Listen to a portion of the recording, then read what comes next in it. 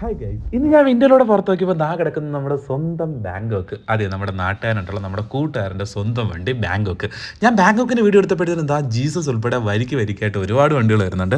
ഇന്ന് നമ്മുടെ റെസ്റ്റോറൻറ്റിൽ 25-30 ബസ് എന്ന ലഞ്ചിന് മാത്രം ഉണ്ടായിരുന്നേ. ബാങ്കോക്കിലോട്ട് വരാൻ നമ്മുടെ കൂടെ കളിച്ച് വളർന്നു നടന്ന നമ്മുടെ നാട്ടുകാരൻ നമ്മുടെ സ്വന്തം സൗരവ് എടുത്ത വണ്ടിയാണ് ബാങ്കോക്ക് കേട്ടോ.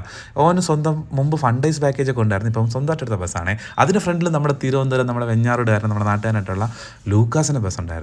ഇതാണ് ഞാൻ നേരത്തെ പറഞ്ഞ സൗരവ്. ഓൻ നമ്മുടെ കൂട്ടാനാണ്, ഓൻ എടുത്ത വണ്ടിയാണ് ബാങ്കോക്ക്. ഇതെല്ലാം നമ്മുടെ ബാങ്കോക്കിൻ്റെ സാരഥിയിലാണ്. ഇവരോട് സംസാരിച്ച് നിന്നപ്പോഴത്തേനും നമ്മുടെ ലഞ്ചിനുള്ള ബസ്സുകൾ വരിക്കൊരുക്കി വന്നു തുടങ്ങി. തമ്പുരാൻ്റെ ബാക്കിൽ നമ്മുടെ ഇലഹാനയും ടീമും എല്ലാം വന്നു തുടങ്ങി. ഞാൻ പറഞ്ഞു ഇന്ന് അത്യാവശ്യം ലഞ്ച് സമയം നല്ല തിരക്കുണ്ടായിരുന്ന സമയമാണ്. ഇലഹാനയുടെ ഫ്രണ്ടിൽ അവർ തന്നെ സ്വന്തം നാട്ടുകാരായിട്ടുള്ള രഹാനേൻ്റെ ബസ് ഉണ്ടായിരുന്നു. രഹാനയുടെ ബാക്കിൽ ദാ കിടക്കുന്ന നമ്മുടെ ആശ്രവാദ്.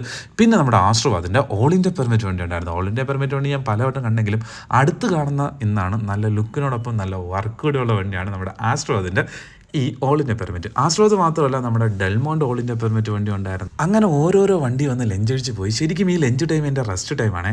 പക്ഷേ എനിക്ക് റൂമിൽ കിടക്കാൻ പറ്റാത്ത രീതിയിൽ ഓക്കലിട്ട് ശല്യം ചെയ്തൊരു ടീം ഉണ്ടായിരുന്നു. അത് നമ്മുടെ തിരുവനന്തപുരം ടീമാണ്. തിരുവനന്തപുരത്തുനിന്ന് 2 35 സീറ്റ് വണ്ടി. ആ വീഡിയോ നിങ്ങൾ കണ്ടോ?